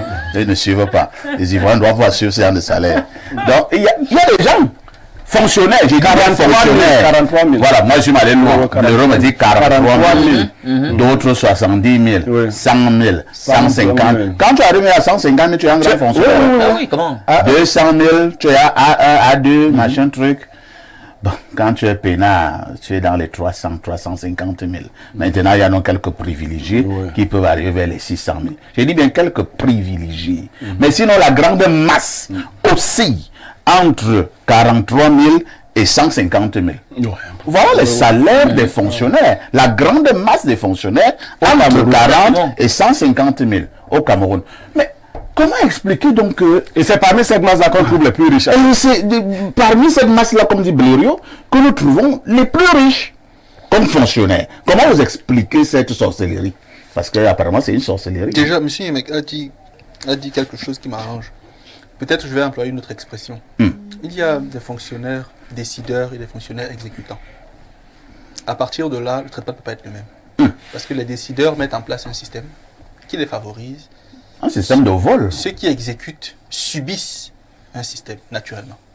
Donc, concernant ceux qui subissent pour la plupart, à la vérité, beaucoup de fonctionnaires sur les 20 dernières années au Cameroun ne le sont pas devenus par la force naturelle des choses. Ils sont devenus de manière artificielle, ça veut dire par des aides, des oncles, des tantes, etc. Ils rentrent dans un système dans lequel, pour beaucoup, ils facilitent certaines choses pour leurs oncles, tantes, cousins et neveux. Donc, ils s'intègrent dans le système et reçoivent bien sûr les gouttes de pluie qui tombent. Votre père est directeur général d'une structure. Par exemple, dans ce Cameroun, il y a un très grand ministère. Un ministère qui gère beaucoup de choses, beaucoup de gros chantiers, vous voyez. La personne qui gagne le plus de marché dans ce ministère, c'est le fils du ministre. Vous avez les preuves? Oui. Mais je préfère passer. Vous voyez. C'est pour dire que des situations comme ça sont non régulières à tel point qu'il y a deux facteurs. Un, le système de corruption. Vous demandez combien ils vivent avec ce salaire-là, ils ne vivent pas de leur salaire. Non. Ah bon? Non. Si quelqu'un ne vit pas de son salaire, il vit donc de quoi? Ils vivent justement des différents circuits que les dirigeants ont mis en place. Pour certains, les enrégimenter, pour d'autres, leur faire des facilités en tant que proche de famille. Quelqu'un vous dit, moi, je suis directeur de ceci ou de cela. Toi, tu es un sous-fifre dans mon administration. Écoute, toi, tu viens, on va faire des choses ensemble, tu auras quelque chose à côté. Ces choses peuvent être du travail ou un autre travail qui est plus douloureux et qui commence par l'arrière. Tout ça est à prendre en compte. Il y a le fait que beaucoup recrutent des jeunes filles qu'ils utilisent, parfois pour la prostitution et tout ça. Donc vous voyez que parfois ici, c'est un système dans lequel nos fonctionnaires ne vivent pas de leur salaire, mais vivent des activités parallèles qui sont mises en place dans le système et cela les pousse naturellement à se compromettre. Donc nos fonctionnaires, pour beaucoup, sont corrompus. Les enseignants, par exemple, sont obligés de délaisser leurs heures réelles de travail pour aller prendre des travaux particuliers pour compléter les fins de mois. Et donc, ils sont moins professionnels, entre guillemets. Les médecins sont tellement maltraités qu'ils doivent multiplier les narcos, donc des petits jobs parallèles pour pouvoir vivre. Dans la justice, ceux qui n'ont pas d'argent sont obligés de mettre des péages sur les justiciables pour avoir un peu d'argent. Donc le système a fait en sorte que les décideurs prennent tout et les administrés créent parfois leur propre circuit pour s'en sortir. Donc, très bien. Le fonctionnaire au Cameroun parfait ici, qui est exécutant, ne peut pas être riche. Il va le devenir par des systèmes noirs, tandis que le fonctionnaire décideur au Cameroun est automatiquement riche. Merci Bernardo. Patrick Bala, le système de gouvernance actuel au Cameroun favorise-t-il l'enrichissement illicite des fonctionnaires ou alors de certains fonctionnaires? Bon, avant de répondre à votre question, je vais d'abord répondre à la question même posée. Allons-y. Alors, est-ce qu'un fonctionnaire peut être riche? Je dis non. Que ce soit dans notre contexte ou... Cela signifie que le fonctionnaire est maudit? Non, pas qu'il est maudit. Parce qu'en fait, le fonctionnaire s'apparente à un serviteur. C'est-à-dire qu'il est au service d'eux. Et donc, vous pouvez donc ressembler à le fonctionnaire comme un employé. Il sera très difficile dans la posture de quelqu'un qui est un employé de devenir riche. Parce qu'en réalité, ceux qui sont riches, ce sont les employeurs. C'est-à-dire que ceux, par exemple, qui ont des structures, ceux qui ont déjà conçu un certain nombre de choses, et eux qui emploient des gens, c'est ceux-là qui peuvent être riches et qui ne sauraient être en réalité des fonctionnaires.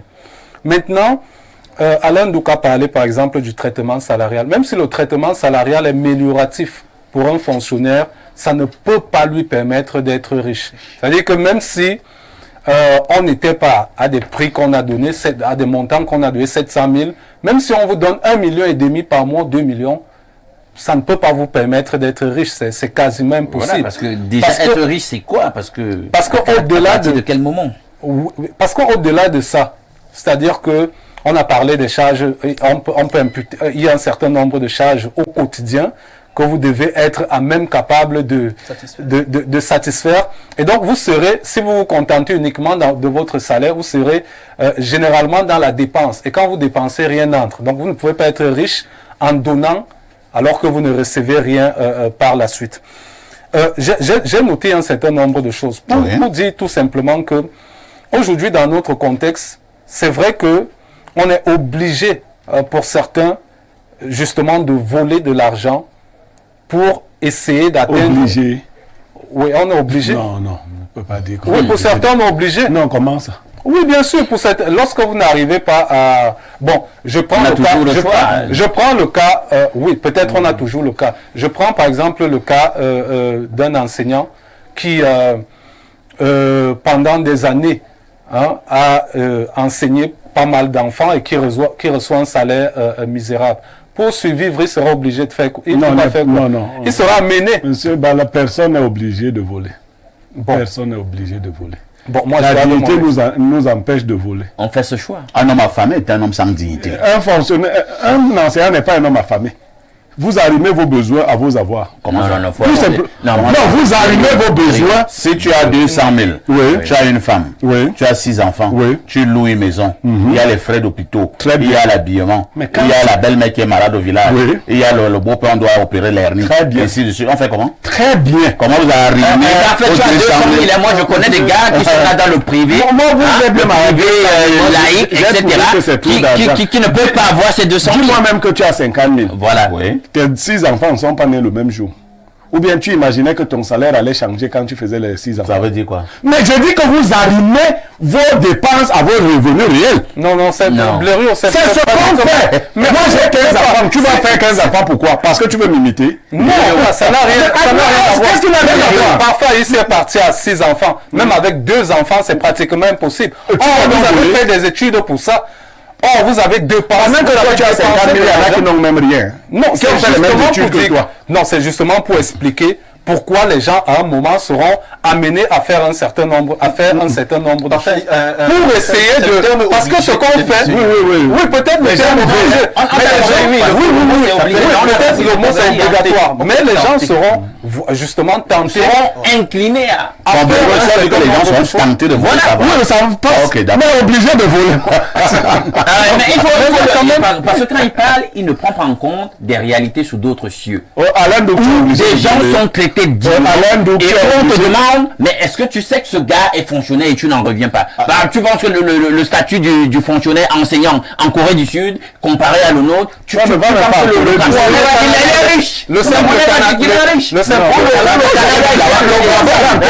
par exemple. Tu vas dire, mais est-ce qu'il est... Justement, au Gabon, il y a des enseignants qui touchent 1 million de francs CFA. Vous m'avez bien compris. J'ai dit, ne dites pas aux fonctionnaires, aux gens qu'ils sont obligés de voler. On va lire d'abord quelques messages. Bonjour les gars, j'espère que vous allez bien. Les actes pareils sont diaboliques. Coucher avec ton père est mystique. Et cette fille même est une sorcière. Toi la maman même tu restes calme pour une histoire d'argent. C'est Sylvie qui envoie le message. Alors, autre message ce jour, on prend celui-ci. Bonjour à vous sur le plateau. Je désire avoir les numéros du consultant Blériot, aussi celui de Bernardo pour certains soucis. S'il vous plaît, je suis Antoine Zoa, actuellement à San Milma. Bonne émission. Autre préoccupation ce jour, cette affaire... bonjour Monsieur Parfait ici. Cette histoire, je la connais très bien. Le Satan en question s'appelle Essomba, Hilarion Désiré. Il est souvent invité. Qui t'a dit de commencer à lire? On n'est pas sérieux. Incroyable. Il dit que cette affaire, j'ai sauté, hein, cette affaire au commissariat du 7e, actuellement, il est en fuite. Le jour de la confrontation, il a disparu. Non, je vais bien fouiner. Hein. Ce que tu m'as dit est très grave. Bonjour Perfecto et à ton panel. Bernardo, j'ai une dénonciation à faire. À la base, je suis un homme d'affaires. Voilà, un monsieur qui me contacte ce matin me proposant de me vendre une clé SIC appartenant de 2 chambres. À l'immeuble SIG, la cité des Palmiers, loyer 43 500 francs le mois, prix 5 millions. Que dire à propos? Allons au 216, c'est la Tunisie. Sur Twitter, vous envoyez la documentation et la dénonciation. On va essayer de recouper avant de présenter. Mon ami, la Tunisie, c'est un très long message. Hein? Je vais lire. Tu as un problème avec ça? Oui, je n'aime pas quand c'est trop long. Alors, bonjour Perfecto. Je suis Laurent. Au début, c'est pas ce qu'il faut faire rire. Je suis Laurent. C'est pas toi qui as monté la bonne. Le téléspectateur avait donc raison de te demander pourquoi nous rions. Je suis Laurent depuis Tunis. Ici en Tunisie, on paie 40 dinars chaque année, c'est-à-dire 8 000 par an. Et tu as les Bing Sport et les RMC et même la chaîne L'équipe a rappelé que tu as IPTV et Chirim, c'est-à-dire tu peux avoir les 2 abonnements et payer 16 000 par an. Moi, au Cameroun, c'est 15 000 par mois et c'est énorme. Pourtant, personne... Bon, vraiment, je sais pas. Est-ce que c'est un thème inscrit à l'ordre du jour? Notre ami la Tunisie. Bonjour, j'aime bien votre émission. Dites au monsieur qui représente Canal+. Bon, je ne sais pas. Je suis en train de vous faire comprendre que nous avons des problèmes sérieux. On dit que les fonctionnaires s'enrichissent illicitement. On dit qu'un vulgaire papa a couché avec toute la famille, y compris tous les chiens du village. Vous ne parlez pas de ça. Alors, un autre message. Bonjour, chers voisins. Depuis que je suis né, jamais je n'ai suivi une chose aussi horrible. Même les plus grands scénaristes d'Hollywood n'auraient pu écrire pareil scénario. Je te jure que même Bobda donne le café à ce type. Oui, c'est clair. Mais je demande à Adalberto, la fille s'est plainte parce qu'elle est scandalisée, ou alors parce que son gars l'a trompé, ou même encore parce que son fils a arraché son gars. C'est Saïd Caprio depuis Garoua. Ça y est, ce n'est pas qu'on approuve, mais c'est que... Quand on doit pas rire. Tu vas rire, mon frère. Tu vas rire. Bonjour, El Perfecto. Ne dites pas qu'il faut les extirper. Jésus-Christ a délivré plus que ça. Rappelez-vous d'un homme possédé par 7 démons. Avec Christ, tout est possible. C'est Tamba de Emmanuel depuis Tcholeri qui envoie le message. Jésus-Christ n'est plus ici. Notre rôle, c'est d'aider à aller retrouver Jésus-Christ. Oui. Alors, au 225, c'est la Côte d'Ivoire. Shalom El Perfecto et les pétillants des mineurs. Quel drame social. La dénonciation de ce jour. Piste de solution. Déportation de cette famille. Aller simple en Corée du Nord. L'afro-optimiste JJ Guy d'Abidjan. Vous comprenez pourquoi il dit ça, non? En Corée du Nord, il y a une sorte de plateforme qui a un fossé de plus de 600 mètres. On t'amène là-bas, tu marches avec le président. Dès que tu arrives là, ça s'ouvre. Le président... Le président continue. Cet homme mérite la pendaison en milieu public. Ça servira d'exemple pour les autres. C'est Oscar. Vous voyez que les gens ne réagissent même pas beaucoup sur la problématique. Parce qu'ils sont encore choqués par ces dénonciations. Oh là là. Alors, qu'est-ce qu'on nous dit ici? Bonjour au plateau. Mais Pierre, tu es rapide, dis donc. Tu es déjà sur le plateau? Tu l'as d'abord vu où? Sait-on jamais? Peut-être que tu as vu en ville. Oui. Alors, bonjour. Pour ma part, cette ordure mérite la mort. Et rien à dire. Comment quelqu'un peut être atroce à ce point? Il est inhumain. C'est Davila, à partir de Yaoundé, qui envoie le message. Alors... Est-ce que les gens comprennent même de quoi il s'agit?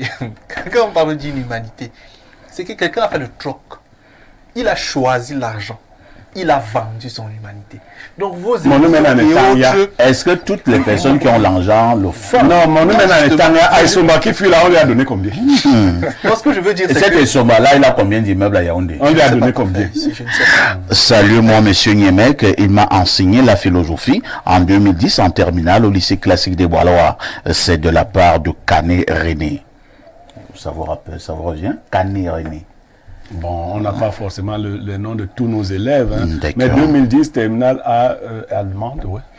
Bravo, consultant Niemek. Il faut arrimer vos dépenses à vos revenus. En économie, on fait la demande sous la contrainte de son revenu. Bonjour le panel et bonjour à la prééminence de la modération. Concernant la thématique du jour, je dirais tout simplement que le riche, c'est pas celui qui a un compte bancaire conséquent, mais celui qui a éliminé tous ses besoins. C'est Ngambarga Roger Parfait depuis Ngoualamakouan. Là, on peut lui répondre. Répondez. Simplement, les besoins ne sont jamais complètement éliminés. Les besoins primaires peuvent être comblés plus aisément que d'autres. Le riche est celui qui a une quantité excessive de biens. C'est-à-dire qu'il y a de la fortune. La fortune relève du hasard, comme on dit souvent. Les fortunés sur la terre, on les compte au bout des doigts. Les riches, en fait. Quand on parle de richesse, ce n'est pas avoir 10 millions dans le compte bancaire. Parce qu'en une maladie, tout ça est fini. Le riche, c'est celui qui a tellement d'argent qu'il ne sait même plus quoi en faire. Et au Cameroun, il y en a qui en ont tellement que pour boire du vin, ils importent du vin. Et pour laver leurs costumes, ils font exporter leurs costumes du Cameroun vers la France pour laver, pour amener. Voilà les éléments de la richesse dont on parle ici. Merci. Et donc, en l'état actuel des choses, au Cameroun, le fonctionnaire ne peut systématiquement pas l'être à la vérité. Le trend. Parce que les revenus sont... Nous avons également un autre aspect des choses, hein, Alain Douk. C'est un phénomène aussi au Cameroun, bien que cela apparemment soit interdit. Les fonctionnaires, ou alors certains fonctionnaires, se sont lancés corps et âme dans les marchés publics. Oui, dans le business. Et ils deviennent aussi très riches. Ben oui. Et pourtant, la législation n'admet pas ça. Les incompatibilités fonctionnelles. Conflit d'intérêts et tout ça. Mais nous sommes dans un contexte totalement kafkaïen où chacun, comme je le disais dans la première intervention, développe toutes les petites stratégies pourvu qu'il s'en sorte. Et là, on voit donc qu'on est en présence d'un État mou qui n'arrive pas à faire respecter la réglementation. Mais quelle est la dynamique générale au sujet de la richesse même d'ailleurs au niveau du monde? Parce que lorsqu'on discute même de ce sujet, c'est vrai que c'est pour le Cameroun, mais il y a une réalité mondiale. Allez en France, vous allez voir que il y a ce qu'on appelle là-bas le ruissellement vers le haut, c'est-à-dire que le nombre de milliardaires ne fait que s'accroître et les acquis sociaux, le niveau de vie des Français moyens est en train de péricliter. Tant la pauvreté s'aggrave. J'espère qu'ici, chaque année, chacun se donne au moins la peine d'aller lire les rapports que font le rapport que fait l'ONG Oxfam sur la situation de la richesse et de la pauvreté dans le monde. Et vous vous rendez compte qu'il y a une concentration de la richesse chaque année, année après année, au niveau d'une certaine classe, une hyper classe qui siphonne tout pour son compte pendant que les masses ne font qu'être... Tu t'énerves alors que le monde est bipolaire. On connaît l'élite, on connaît la masse. Non, mais le problème c'est quoi? C'est qu'on a donc une élite qui est censue. Bien sûr. Mais justement, et il faut le dire. Donc, pendant qu'on parle d'un fonctionnaire qui va le fonctionnaire dans un contexte comme celui-là, vous voyez un fonctionnaire devenir riche comment? Quand on vous dit que le ruissellement ne fait que se faire vers le haut, ceux qui ont la richesse mettent une ingénierie économique qui permette qu'ils prennent tout aux dépens des masses. C'est compris. Pierre Blériot, c'est vrai que vous êtes nombreux à dire sur ce plateau qu'en principe, et au regard des salaires au Cameroun, un fonctionnaire ne devrait pas être riche. Entre-temps aussi, est-ce qu'un fonctionnaire devrait être pauvre? Parfait. Moi, je décris, je fais pas de philosophie sur la question. Je décris ce que je vois. Je vois au Cameroun que les fonctionnaires sont riches. Ouais. C'est ce que je vois. Est-ce qu'ils devraient l'être sur la base de leurs revenus? On a dit tous non. Est-ce qu'ils devraient être des clochards? Ils ne devraient pas être des clochards. Un fonctionnaire devrait vivre assez aisément. Ouais. Mais quand je l'ai encore dit, je rappelle, parce que les gens font des erreurs graves. Parfait, dès qu'on travaille au même endroit, on veut vivre le même standing. Parce que je travaille avec Parfait à Info TV. Parfait prend son déjeuner au Hilton Hotel. Non, quand vous êtes allé à la fonction publique, là, on vous a classé les catégories, non? Bien sûr. Mais on a dit à certains que vous êtes au fond là-bas, non? Catégorie D. Et quand on va vous payer... Qui ont 43 000. Des choses comme... quand on a placé aussi les autres... Ils sont payés comme des ménagères. D'accord. Donc, il n'est pas question. Parce qu'au Cameroun, ce que je vois aussi, c'est que les gens les plus mal payés vont s'acheter les plus beaux costumes. Ouais. Les plus belles voitures. Et vont vivre la vie de leur chef. Comme celui qui a encadré A2. J'ai un ami colonel de gendarmerie à qui un commandant de brigade a dit un jour qu'il pouvait lui donner de l'argent. Ok. Oui, le colonel lui dit que, mais, mon petit, l'État ne pouvait pas avoir confondu la nature de nos salaires. Pourquoi toi, tu gagnes plus que moi? Donc, si tu as de l'argent à me donner, ce n'est pas ton argent. Je n'en veux pas. Donc, on a cette catégorie-là. L'État du Cameroun a permis aux gens de s'enrichir sans cause. L'État du Cameroun a permis aux gens de... Puisque vous ne déclarez pas vos biens, puisque vous ne justifiez pas de vos avoirs. Vous voyez le jeune président sénégalais là. Peut-être les Camerounais ne le savent pas. Il a déclaré ses avoirs. Hein. Il a dit tout ce qu'il a. Il a dit qu'il a de ses dettes, ses actifs et son passif. Il a expliqué comment il a acquis le terrain qu'il a. Il fait de la... Il n'a pas grand-chose. Ça n'a pas commencé avec... Effectivement, on s'est rendu compte qu'il n'a pas grand-chose. Mais il a quoi? Et c'était un fonctionnaire des impôts qui a été chassé. Avant lui, Macky Sall avait déclaré ses biens. Tous ses biens étaient évalués à 1,3 milliard de francs. Ça, et Macky Sall... Et pour Macky Sall, on peut encore comprendre. Voilà. Chez nous au Cameroun, si tu dis à un ministre de te dire c'est bien, il va te dire que lui-même ne sait même pas. Parce que il y a le cousin de sa femme qui gère une partie de sa fortune. Lui, il est milliardaire, le cousin de sa... Les prête-noms, les ceci, les cela. Moi, ce que je veux dire... Merci, vraiment en quelques secondes. Oui, je crois que tout cela arrive parce que, justement, pour corroborer avec ce que Blériot dit, tout cela arrive, enfin, l'État laisse faire parce que l'État, justement, est faillible à beaucoup de points sur beaucoup de points de vue. Parce que lorsque, justement, ces fonctionnaires, lorsque vous êtes, par exemple, un fonctionnaire A2 de la fonction publique et que vous vous retrouvez, pour certains, avec des salaires pour des enseignants, moi j'ai quelqu'un qui est enseignant dans ma famille, qui est A2 de la fonction publique, qui se retrouve avec un salaire de 250 000, 220 000. Il est même en vie enseignant. Voilà. Vous voyez, sortir de l'école normale, il n'a pas 250 000. Vous voyez, c'est problématique. Donc, du coup... Non, ce n'est pas problématique, c'est risible. Voilà. Et donc, du coup, l'État... Mais vous, journaliste, quand vous parlez comme ça, vous informez les enseignants que c'est mieux chez vous, hein? Bon, donc, du coup... Bon, je ne sais pas, c'est mieux chez nous. Nous parlons de... Voilà. Pour chuter, donc, du coup, l'État est obligé... l'État laisse donc faire ces personnes qui volent de l'argent, qui passent le temps à faire de la corruption pour... justement... les yeux sur la bonne gouvernance. C'est ce qu'il fallait dire globalement ce matin. Blériot l'a résumé. Un fonctionnaire, en principe, ne devrait pas être riche. Il faut aussi reconnaître qu'à contrario, un fonctionnaire ne devrait pas être un clochard.